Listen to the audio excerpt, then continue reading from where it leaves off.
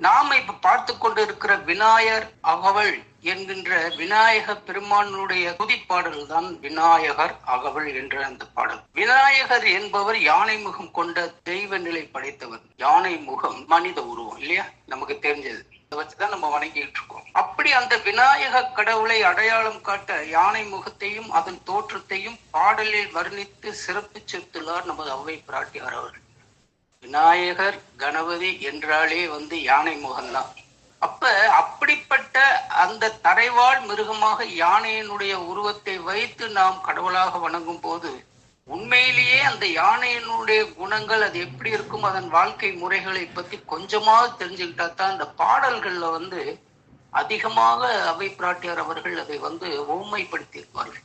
அதனால எனக்கு ஒரு என்ன தோன்றுகிறது என்றால், அந்த யானையை பற்றி முதல்ல நாம் தெரிந்து கொள்ள வேண்டியது மிக மிக மிக முக்கியமான ஒன்று. அந்த யானையை பற்றி முதலில் அதன் அம்சங்களை பற்றி தெரிந்து கொண்டால்தான் பாடலுடைய வரிகளை நாம் விளங்கிக் கொள்ள முடியும். யானைகளுக்கு அதன் அதன் தன்மைக்கேற்ப பல பெயர்கள் அழைக்கப்படுகின்றன. ஆண் யானை என்பதை களிறு என்றும் பெண் யானையை பிடி என்றும் அழைப்பார்கள்.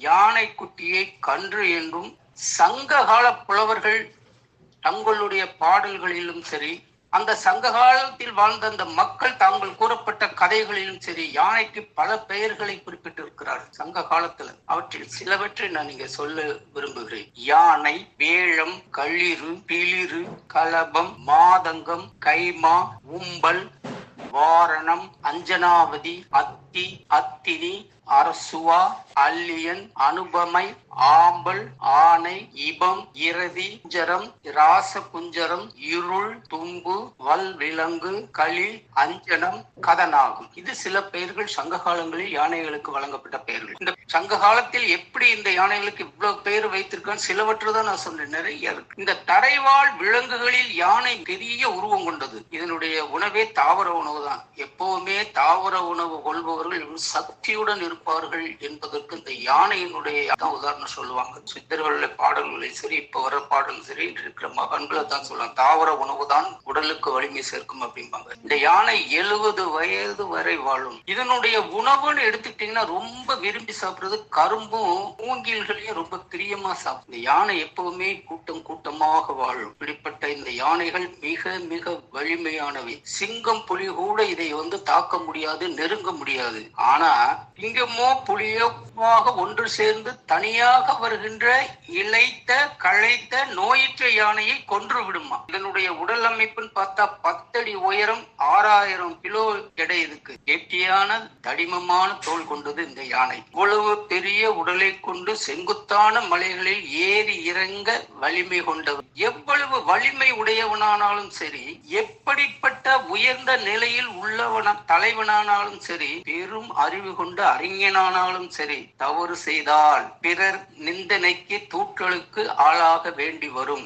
அதனால் அவன் வருத்தம் நேரிடும் என்பதை உள்கருத்தாக சொன்ன சொல்தான் யானைக்கும் அடி செருக்கும். அந்த துன்பத்தை கொடுத்தாகும்.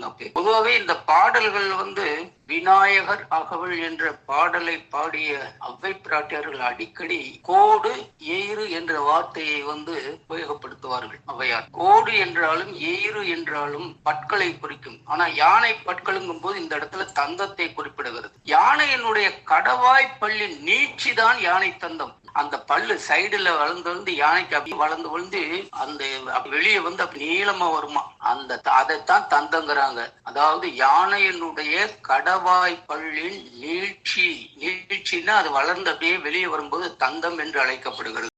யானை பல் தான், எயிறுனாலும் பல்லுதான். அதனுடைய நீளம் பாத்தீங்கன்னா 3 மீட்டர் இருக்குங்கிறாங்க. 3 மீட்டர்னா ஏறத்தால 10.25 அடி. 10 அடி வச்சு 10 அடிங்கிறது எவ்வளவு உயரம் நினைக்கிறீங்க? அதுவரை வளருமா அந்த தந்தம். விநாயகர் கடவுளுக்கு இதை படைத்திருக்கிறார்கள் இந்த முகத்தை அப்படிங்கும் போது அதனுடைய நுண்ணறிவு தான் இங்கு போற்றப்படுகிறது. யானையினுடைய நுண்ணறிவு. தரையில் வாழ்கின்ற விலங்குகளேயே யானையின் மூளையை ரொம்ப ரொம்ப பெரிது. இந்த யானைக்கு நினைவாற்றல் மிக மிக அதிகம். அறிவினை உயிரின் இயக்கத்தில் மனிதனுக்கு அடுத்தது இந்த யானையை குறிப்பிடுகிறார்கள் இதனுடைய வரலாற்று ஆசிரியர். தரைவாழ் விலங்குகளில் இரக்க உணர்வு கொண்டது இந்த யானை. சிறந்த கேட்பு திறனும் மோப்பத்திறனும் கொண்டவை. துதிக்கை இருக்கு பாத்தீங்களா, அது அதிர்வுகளை உணரும் சக்தி பெற்றவை. அந்த யானையினுடைய பாதங்களில் மிக மிக குறைந்த அதிர்வெண்களை உணரும் சக்தி பெற்றவை.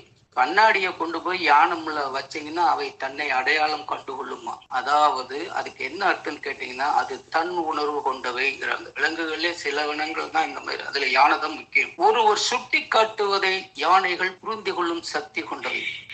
கருவிகளை பயன்படுத்தி கற்றுக்கொள்ளும் திறன் படைத்தவை யானைகள். அதனால யானையை பத்தி நம்ம இவ்வளவு தூரம் சொல்லியிருக்கோம்னா, திறமையை அதை புரிஞ்சுக்கிட்டா தான் 75 வரிகள் கொண்ட விநாயகர் அகவல் என்ற பாடலினுடைய அர்த்தங்களை நம்ம புரிஞ்சுக்கிறோம். பாடல்களை எடுத்த உடனே கடவுளை என்ன வேண்டுகிறோமோ, சங்க காலத்தில இருந்து சரி, தமிழர்கள் எப்பொழுது இறைவனை வணங்க ஆரம்பித்தார்களோ அந்த நிலையிலும் இருந்து சரி, துதிப்பாடல்கள் எந்த கடவுளிடம் எதை வேண்டுகிறோமோ அந்த கடவுளுடைய உருவங்களை முதல்ல தரிசித்து விட்டு அதனை பாடிட்டு அப்புறம் பெருமையை பாடிட்டு கடைசியில தான் ரெக்கக்ஷன் போவாங்கிறத மறந்துடக்கூடாது. இந்த விநாயகர் அகவல் என்ற பாடலிலும் விநாயகரை பற்றி 3 பாடல்கள், அந்த விநாயகரனுடைய அமைப்பு, அதனுடைய தன்மை, அதனை போற்றி பாடுவதுதான் இருக்கும். 3வதிலிருந்து தான் அவை பிராட்டிகள் என்ன பண்ணுவான்னு கேட்டீங்கன்னா, 3 பாடல்கள்னா ஒரு பாடலுக்கு 5 வரிகள் என்று வைத்துக் கொண்டால் மொத்தம் 15 வரிகள் என்று கொள்ளுங்கள். அந்த 15 வரிகள்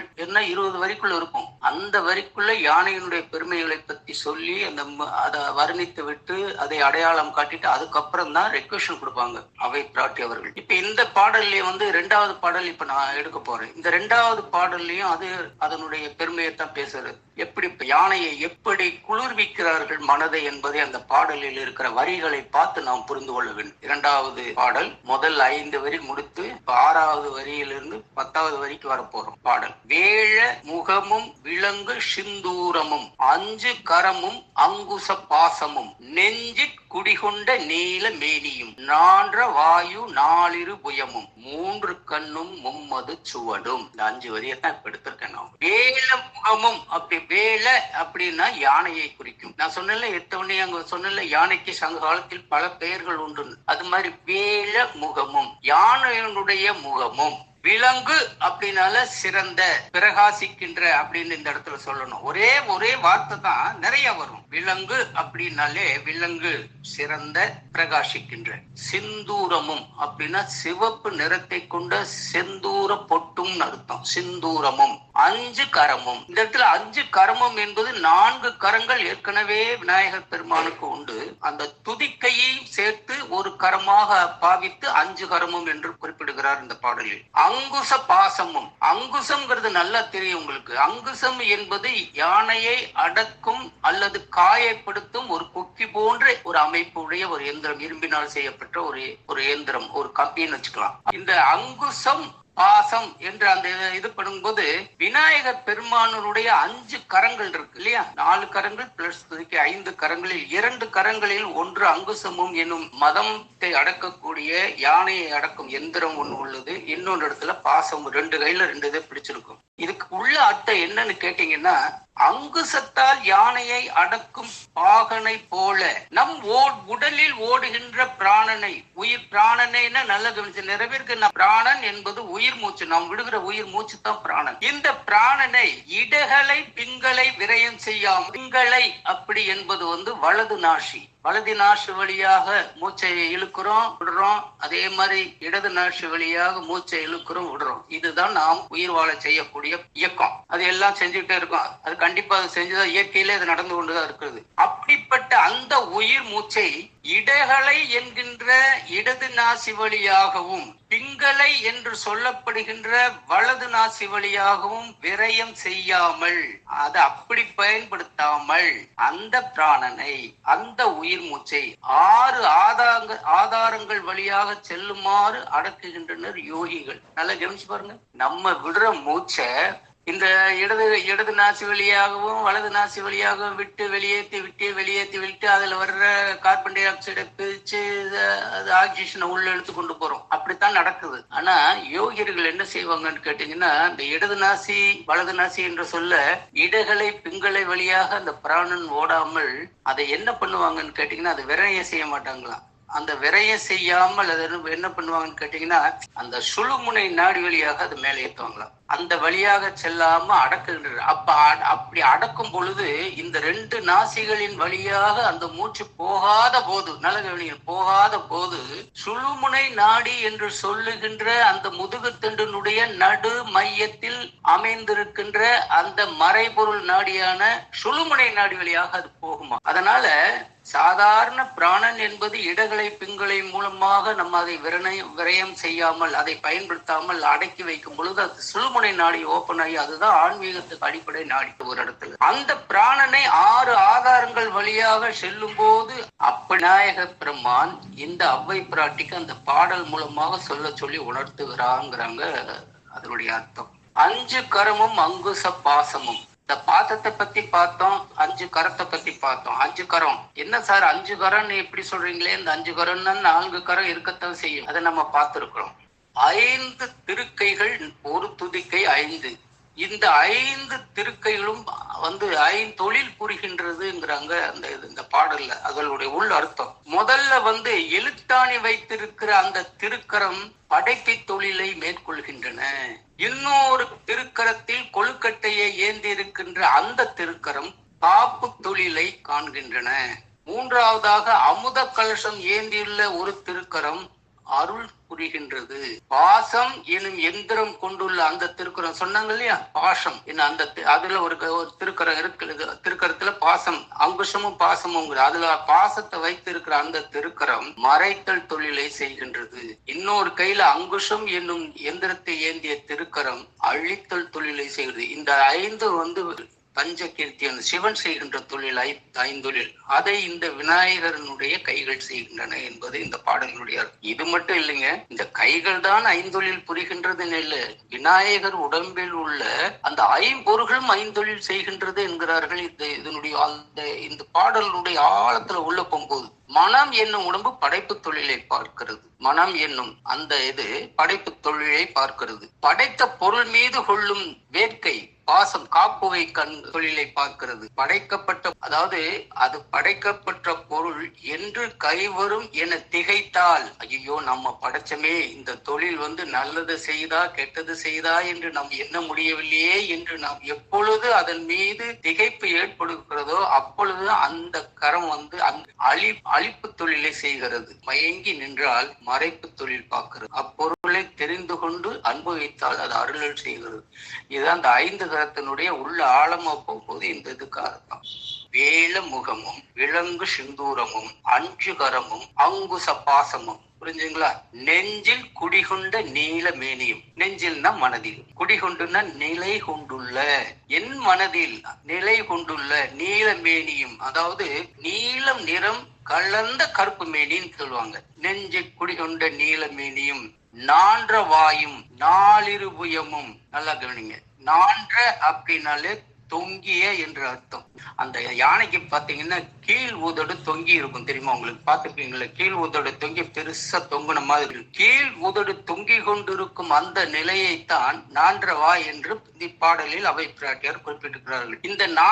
இந்த கீழ் உதடு ஏன் தொங்கி இருக்கிறது என்பதற்கு அர்த்தமாக அந்தரங்க மந்திரங்கள் நுட்பமாக உயிர் காக்கும் திருவாயது அப்படிங்கிறாங்க. அதனாலதான் கீழ் நோக்கி அது அமைந்திருக்கிறது, தோற்றமளித்திருக்கிறதுங்கிறாங்க. இதை தெய்வ யோகிகள் இவ்வகையில் உணர்கின்றனர். அவங்க என்ன சொல்றாங்கன்னா, அந்த வாய் தொங்கி இருக்கு பாத்தீங்களா, நான்ற வாய், அந்த தொங்குன வாய் அந்தரங்க மந்திரங்கள், ஏதாவது குறிப்பிட்ட சில அந்தரங்கமான மந்திரங்களை பொதுவாவே உதடு 2 உதடு மேல இருந்து வந்திருந்ததுன்னா வெளியே போயிடும். இது தொங்கிட்டு இருக்கிறதுனால கீழ் நோக்கி அந்தரமாக வைத்திருக்குமாம், நுட்பமாக உயிர் காக்குமாம் அந்த மந்திரங்களை. அப்படிப்பட்ட வாய் இந்த அவ்வை பிராட்டியார் சொன்ன அந்த கவிகளில் உள்ள வரிகளை சில நேரங்கள் நம்ம மாற்று கருத்துக்கள் நிறைய கொடுக்க வேண்டி இருக்கும். எப்படின்னு கேட்டீங்கன்னா, இந்த இடத்துல 4 புயமும், புயமும்னா தோள்கள் இல்லையா, தோல், புஜம். 4 4 + 2 = 8. அப்ப இந்த இடத்துல 8 தோள்கள் அப்படின்னு வருது. 8 தோள்கள் அப்படிங்கும் போது அது வந்து விநாயகர் பெருமானுக்கு வந்து தோள்கள் 8 தோள்கள் இருப்பது வேறு விஷயம். ஆனா இந்த இடத்துல நம்ம என்ன பண்ணணும்னு கேட்டீங்கன்னா,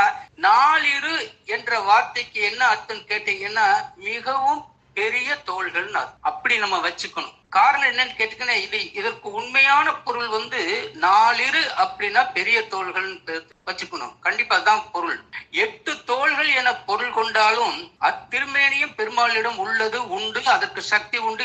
4 தோள்களை நாம் பார்த்தாலும் 8 தோள்களை உண்டான பயனை செய்யக்கூடிய, மறைமுகமா செய்யக்கூடிய சக்தி அதுக்கு உண்டுன்னு அதையும் ஒத்துக்கிறாங்க.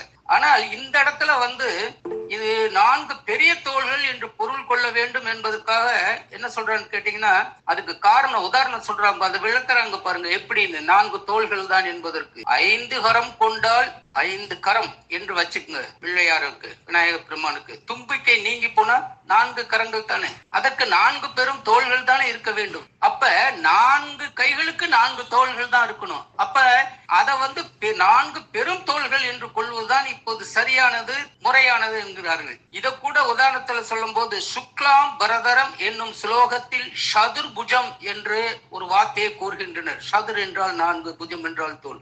அதனால இந்த இடத்துல வந்து என்ன பண்ணணும்னு கேட்டீங்கன்னா, நாலிரு அப்படி என்பது 4 பெரிய புயமும் தோள்களும் 3 கண்ணும்.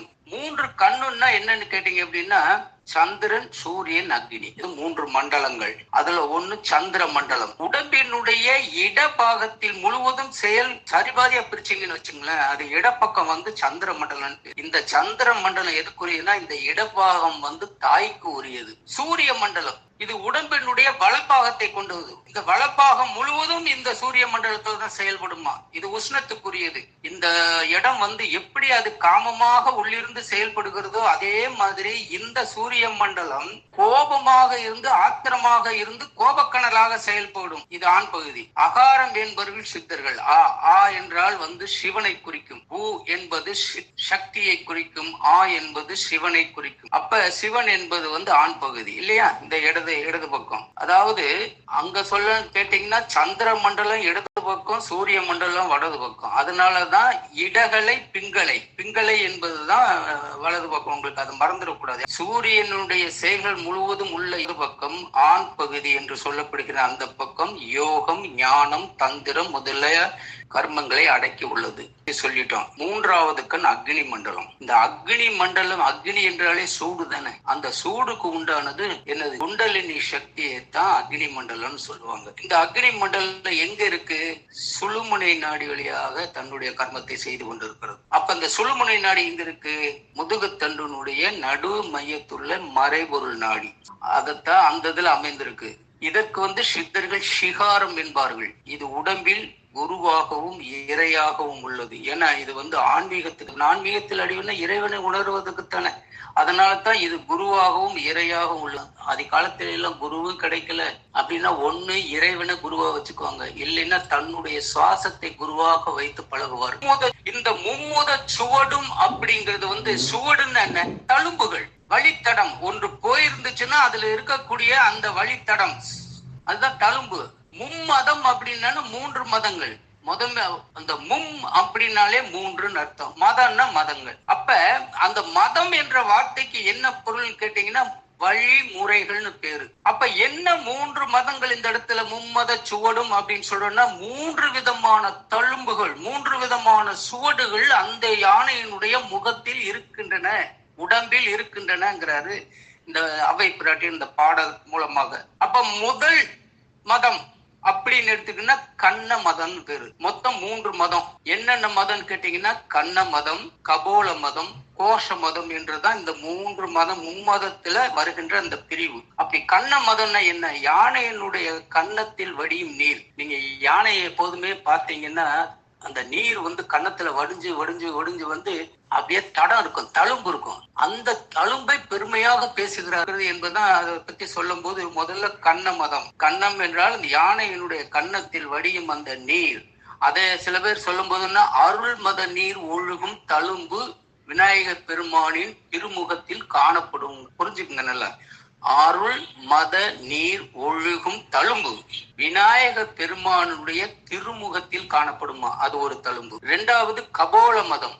கபோலம்னா கன்னத்தினுடைய அமைப்பு, சீக் நீங்க ஆங்கிலத்தில் சொல்றாங்களே சீக், அதனுடைய அமைப்பு, அந்த கன்னத்தினுடைய அமைப்பு, அந்த வழிமுறைகளே ரொம்ப அருமையாக அதை பார்க்க பார்க்க வந்து அதனே தெய்வீகத்தன்மையாக இருக்குமா அதனுடைய அந்த கன்னங்கள்.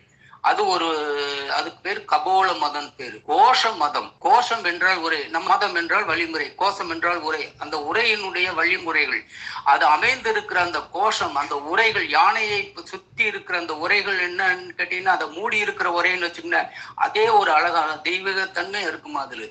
அதாவது யானையின் உடைகளில் அமைந்துள்ள உரைகளின் வழிமுறைகள் பற்றி கூறுவது இந்த கோஷம் மதம். அதான் சொல்றாங்க, இந்த 3 மதங்களை பற்றி அந்த சுவடும் எப்படி இருக்கு பாருங்க. அந்த சுவடு என்பது அந்த தழும்புகளை பத்தி அந்த இதில் சொல்றாங்க. அதோட அந்த கண்ண மதம், கபோல மதம், கோஷ மதம்னு போகும்போது இன்னும் விரிவா வந்து ஆன்மீகத்துல பொருள் கொடுத்துட்டே போறாங்க. அதுக்கு பலவிதமான உதாரணங்கள், ஏகப்பட்ட உதாரணங்கள். இந்த இரண்டாவது வருகின்ற 5 பாடல்கள், 5 வரி பாடல்ல வந்து என்னன்னு கேட்டீங்கன்னா, வேழ முகமும் விலங்கு சுந்தூரமும், 5 கரமும் அங்குச பாசமும், நெஞ்சு குடிகொண்ட நீல மீதியும், 4 வாயும் 4 புயமும், 3 கண்ணும் 30 சுவடும். பொருள்களை மொத்தமா பார்த்தோம் அப்படின்னா, யானை முகமும் பிரகாசிக்கும் சிவப்பு நிற போட்டும் 4 கைகளோடு தும்பிக்கை சேர்த்து 5 கரங்களாகவும், அதாவது தரிகட்டி ஓடும் யானையை அடக்கி பிடிக்க அங்குஷம் எனும் இரும்பு கொக்கியை ஒரு கையில் கொண்டும், அதோடு அதை நேர்த்தியாக வாசமாக வைத்து பாதுகாக்கின்ற அந்த இன்னொரு எந்திரத்தின் இன்னொரு கையிலும், நீல நிறம் கொண்ட மேனியும், கீழ் உதடு தொங்குகின்ற வாய் அமைப்பும், 8 தோள்களும். இந்த இடத்துல 8 தோள்களுங்கும் போது நம்ம மாற்றி நம்ம மனதுக்குள்ள என்ன பண்ணணும், 4 அப்படிங்கிறது 8 தோள்கள் தான் பொருள் கொள்றாங்க. நம்ம ஆழமா போகும்போது 4 பெரிய தோள்களும் வச்சுக்கலாம். சூரிய அக்னியாக இருக்கின்ற 3 கண்களும், கண்ண மதம், கபோல மதம், கோஷ மதம் போன்ற 3 மதங்களை கொண்டிருக்கும் தடயங்களை தன்னகத்தே பெற்றிருக்கும் விநாயக பெருமானே அப்படி என்று இதற்கு பொருள் கொள்ள வேண்டும். அடுத்த 5 வரிகளை நம்ம பார்க்க இருக்கிறோம். அதுல ஆழ்ந்து போகிறோம், ஏகப்பட்ட உதாரணங்களையும் கொடுக்க இருக்கிறோம். இதெல்லாம் திருப்பி திருப்பி நீங்க கேட்டீங்கன்னா பாடல் உங்கள் மனசுல வந்து அப்படியே பதிவாயிரும். நீங்க படிக்கணுங்கிற, மனப்பாடம் செய்யணுங்கிற அவசியங்கள். ஒவ்வொரு வரியும் நான் சொன்ன பொருள் கொண்டு நீங்கள் உணர்ந்து அந்த வார்த்தைகளை திரும்பி திரும்பி இருக்கின்ற பொருள் என்று புரிந்து கொண்டால் அந்த பாடல் வரிகள், அந்த விநாயகர் அகவல் என்று சொல்லப்படுகின்ற ஒவ்வொரு வரியும் மனதில் அதுவாகவே பதிந்துவிடும் என்று கூறி, அந்த விநாயகர் அகவலினுடைய 5 வரிகளை, அதாவது 10 வரிகள் பார்த்துட்டோம், 11லிருந்து 15 வரிகளை நம்ம பார்க்க போறோம். வாழ்க வளம், வாழ்க வளம், வாழ்க வளம்.